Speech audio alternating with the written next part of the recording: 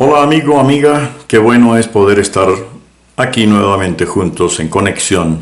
Personalmente a mí me agrada mucho encontrarme contigo a través de el internet para compartir. Salgo enriquecido, aunque no les veo, pero el solo hecho de compartir y después leer los comentarios, evidentemente eso me enriquece como persona y me anima a seguir colocando artículos, videos, audios, porque no hay nada más hermoso que saber que en medio de esa conexión Dios se glorifica. El tópico de hoy es griego o hebreo. He encontrado en las redes sociales y en algunas partes de internet, también personalmente, personas que parece que han tomado partido acerca de un solo idioma y dicen cosas como el hebreo es lo más importante, otros dicen no, el griego es lo más importante. Algunos hasta ya no quieren o no quisieran hablar español, hablan solo con mucha frecuencia con palabras hebreas o griegas, cuando en realidad no es esa la intención. Así es que vamos a trabajar un poco eso a fin de salir enriquecidos, porque no es un idioma sobre el otro, sino que juntos se complementan y nos dan un panorama muy pintoresco. Quiero leer 3 versículos que están en el libro de Hechos para que mostremos que los primeros discípulos apreciaban los dos grupos de personas, por supuesto los dos idiomas, con todas sus variantes. Hechos 17:12 dice: como resultado, muchos judíos creyeron, como también lo hicieron muchos griegos prominentes, tanto hombres como mujeres. El Evangelio llegó a los dos grupos. Hechos 19:17 dice: esta historia corrió velozmente por todo Éfeso, entre judíos y griegos por igual. Un temor solemne descendió sobre la ciudad y el nombre del Señor Jesús fue honrado en gran manera. Note, el nombre del Señor Jesús honrado entre judíos y griegos. Hechos 20:21 dice: he tenido un solo mensaje para los judíos y los griegos por igual, la necesidad de arrepentirse del pecado, de volver a Dios y de tener fe en nuestro Señor Jesús. Entonces notamos que el mensaje llegó sin menospreciar ningún pueblo, con su cultura, su gente, su idiosincrasia y por supuesto su lenguaje. ¿Por qué esa pugna que hay sobre realmente cuál es el más importante idioma, si el hebreo o el griego? Muchas veces se quiere desplazar uno por el otro, cuando en realidad hay un equilibrio maravilloso, un aspecto enriquecedor entre las dos perspectivas, las dos culturas, los dos lenguajes. A veces un idioma le da sentido a otro, y mucho más en la perspectiva cristiana. Es como decir, el idioma más importante es el español, otro día no, es el inglés. Son distintos, son perspectivas distintas. Y hay un elemento enriquecedor en el uso de las palabras. De hecho, algunas palabras no tienen traducción, pero nos dan la profundidad de la riqueza que hay allí. Es cierto que hay una riqueza en el lenguaje hebreo, claro que sí. Se mantiene como una llama que no se apaga, pero también vemos elementos muy determinantes en el griego que son vitales. No olvidemos que el griego alimentó el latín y el griego vino a ser el paso para alimentar la Edad Media y la filosofía judía. Eso es importantísimo.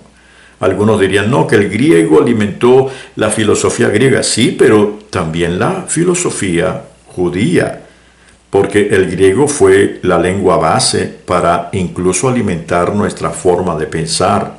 Ahora es cierto que mucha de esa forma nuestra de pensar que tiene base griega, hay momentos en que tiene que ajustarse a lo que son las perspectivas hebreas, desplazando algún elemento cultural que no encaja, griega, que no encaja dentro de la cultura del reino.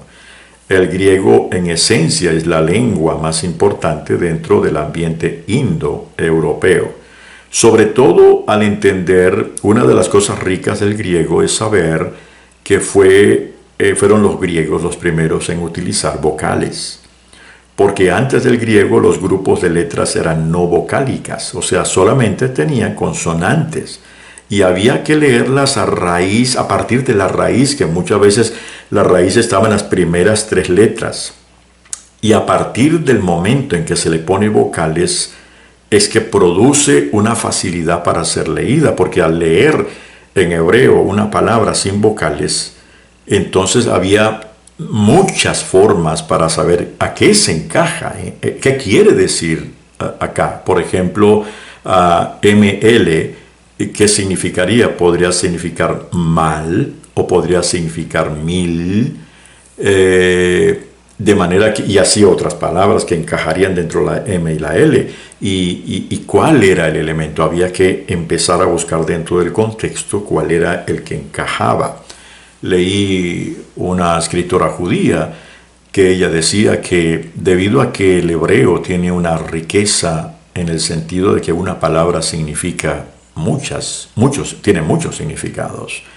Ella decía, cuando yo era niña, el deseo, el anhelo que teníamos mis hermanos y yo era llegar a la mesa a comer y llegábamos con preguntas. Así que la comida no solamente era compartir el alimento, sino compartir conocimiento, sabiduría de mis padres, salir con respuestas, porque ellos decían, papá, mamá, leyendo la Torá encontramos esta palabra que significa esto, pero ¿cuál es el significado que tiene dentro de ese contexto? Y allí se desarrollaba un elemento, un tiempo filosófico, espiritual, instructivo.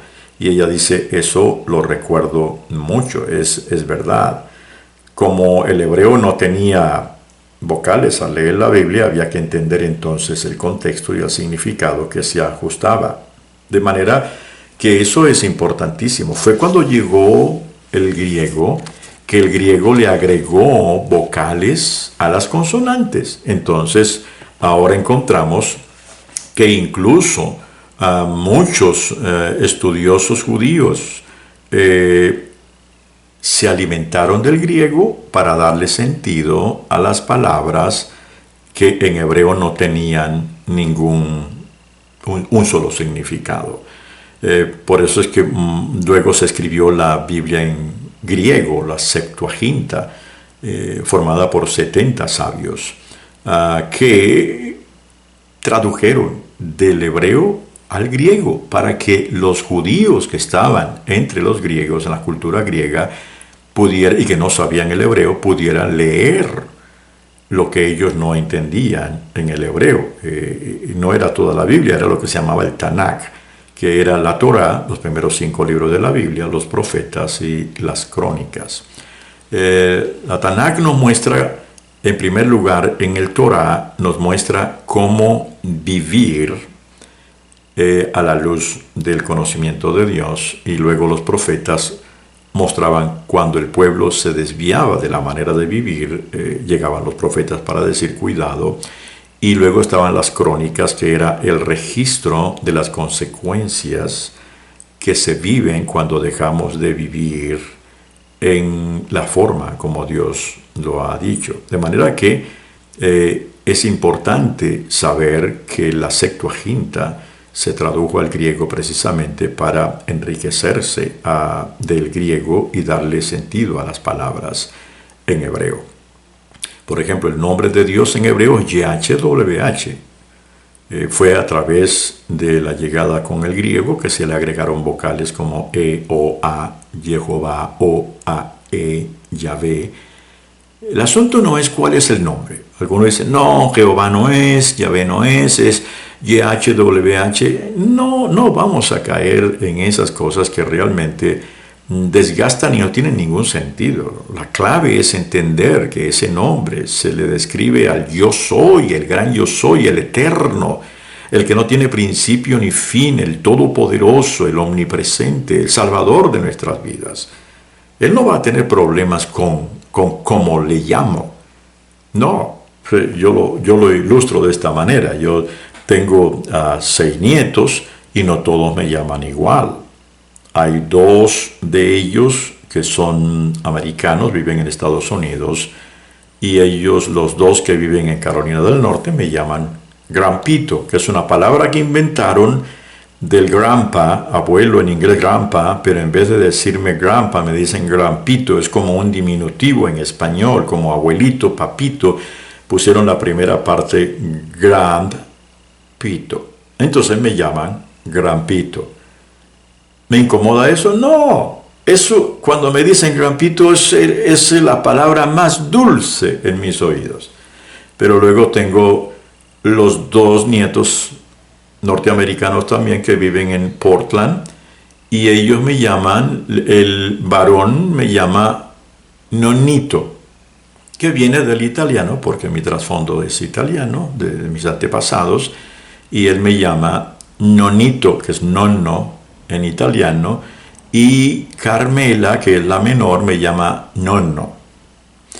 Tengo 2 que viven en Costa Rica. El mayor de ellos me llama Belo, es como un diminutivo de abuelo, y el menor me llama abuelo. Note, Belo, abuelo, Nonito, Nonno, Grampito. ¿Cuál de las 3 es la que más me gusta? Las 3. Tengo una variedad. Yo no voy a imaginarme a Dios molesto conmigo porque le llamo Jehová, o Yahvé, o YHWH, o Jesús, o Yeshua, o no, que este es el correcto. No, lo importante es la conexión que tengo de mi corazón con Él. Eso es importantísimo. La unión interpretativa del hebreo y el griego produce un panorama mucho más amplio. Recordemos que el hebreo es el idioma predominante en el Antiguo Testamento, pero el griego en el Nuevo Testamento. Y todo eso es un proceso muy enriquecedor. Voy a ponerle un ejemplo de lo que es el significado de un verso donde se describe la palabra paz en el Nuevo Testamento. Paz en el hebreo sería shalom, paz completa, paz total, paz en todas las áreas de tu vida. Que te vaya bien, que lo disfrutes, que seas feliz.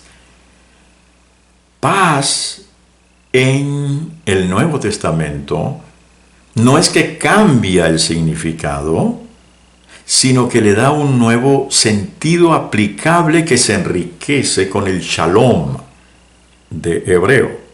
Voy a citar Colosenses 3:15. Dice, y que la paz que viene de Cristo gobierne en sus corazones, pues como miembros de un mismo cuerpo ustedes son llamados a vivir en paz y sean siempre agradecidos.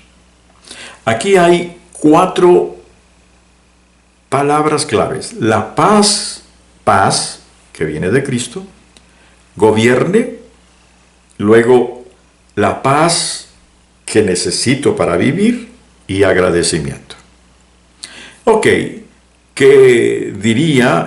¿Cuál es la palabra que se usa en gobernar? Que es la palabra que va a cambiar aquí. Gobernar, la palabra gobernar que usó Pablo es en griego brabeuo, que significa en inglés umpire o árbitro en español. El árbitro que controla y dirige el juego y hace cumplir las reglas y hace los llamados de atención cuando se quiebran las reglas. Entonces, en griego, el texto diría, la traducción directa del griego al español diría, y que la paz que viene de Cristo sea el árbitro en sus corazones, pues como miembros de un mismo cuerpo, ustedes son llamados a vivir en paz y sean siempre agradecidos. Esto es clave. Dice que quien gobierna, los elementos que rodean la paz, que afectan para bien o para mal lo que es la paz que Dios me da, es justamente la misma paz que viene a ser como un árbitro. Y dice que el árbitro gobierna el corazón. ¿Por qué? Cuando vivimos en crisis, cuando alguien nos ofende, cuando perdemos algo que nos duele profundamente, nuestro corazón, nuestra mente, se vuelve loca. Empezamos con luchas, ansiedades, depresiones, victimizándonos, sintiéndonos que nadie nos ama, que nos explotan o qué sé yo.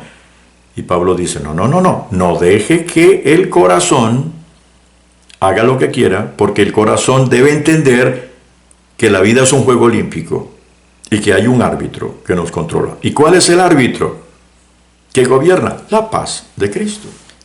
Es ahí cuando estoy atribulado, la paz de Cristo me dice, ¿por qué le das más importancia? Te estás saliendo de la raya. Vas a perder la paz en tu diario vivir y vas a dejar el agradecimiento a un lado. Vuelve a mi palabra. Por eso dice la Biblia, echando sobre Él toda vuestra ansiedad, porque Él cuida de vosotros. Note que la palabra griega, que significa paz, brabeuo, que significa gobierno, es árbitro. Entonces nos enriquecemos con el griego, así como nos enriquecemos con el shalom, la paz de Dios, del hebreo. Está diciendo el shalom, la paz cubre todas las áreas. El griego nos está diciendo, cuando alguna de las áreas quiere salirse de la paz, esa misma paz se convierte en el árbitro que dice, no puedes salir. Entonces, en conclusión, ¿qué decimos? Decimos que definitivamente todo en la vida juega, todo en la vida enriquece, es como una acuarela de colores.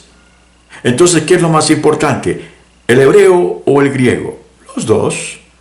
El uno nutre al otro, así como los sabios judíos se nutrieron de las vocales del griego para escribir luego la Septuaginta y darle un mensaje a los judíos que no dominaban bien el hebreo porque estaban fuera.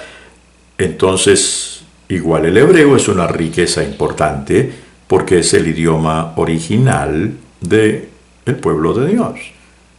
El uno enriquece al otro. Bien, quiera Dios que en vez de tomar partidos, juntemos. Vamos a la convergencia de idiomas, culturas, perspectivas. En algún momento una desplazará a la otra para afinarnos como un lente. En otro momento nos ampliará el panorama increíble y nos mostrará el paisaje lleno de colores. Pero por encima de todo, de culturas, de idiomas y de todo, está el Dios Todopoderoso, el único que le da sentido justamente a nuestra vida. Bueno, visite mi página www.serafincontreras.com y allí hay categorías donde encontrarás artículos, videos, audios. Bien, la paz de Dios, esa paz que gobierna, que es el árbitro en tu corazón, te siga gobernando y que seas obediente a ese árbitro que se llama la paz de Dios. Es el deseo de tu hermano y amigo Serafín Contreras Galeano. Hey, hey, hey, hey, hey, hey, hey,